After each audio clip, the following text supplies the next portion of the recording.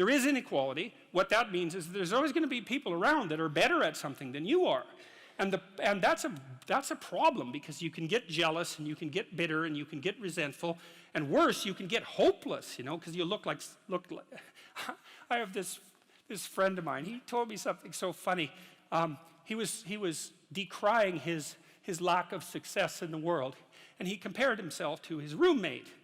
And he said, you know, his college roommate was doing much better than he was. And his bloody roommate was Elon Musk. It's like, really? Like, it's like, oh, you're not doing as well as Elon Musk. Well, I mean, you can see it would take it rather personally, because they were roommates and everything. It wasn't like he was doing badly. Like, he was doing pretty damn well. It's like, I'm not as good as Elon Musk. It's like, yeah, well, you and like 7 billion other people, you know.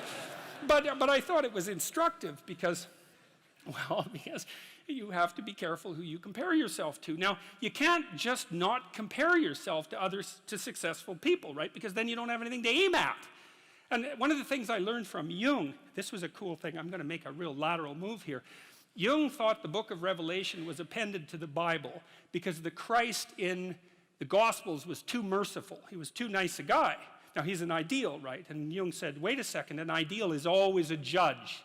That's the thing about an ideal, because you're not as good as your ideal, so your ideal is a judge. And Revelation has Christ coming back as a judge, and that was Jung's explanation at the level of the collective unconscious for the pasting of that remarkably strange and terrible book onto the end of the Bible.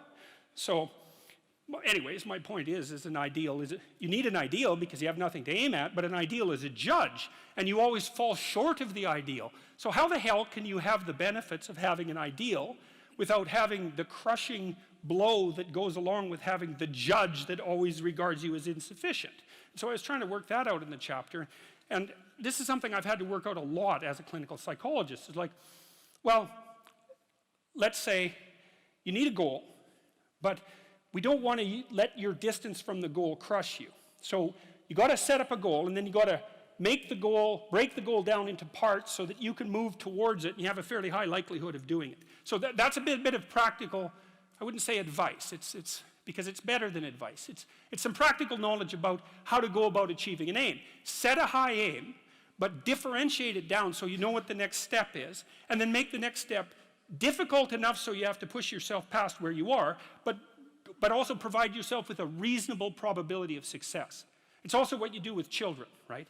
You want to push them because they need to grow up and be more than they are, right? But you don't want to crush them with constant failure. So what you do is aim high and make the goal difficult but proximal.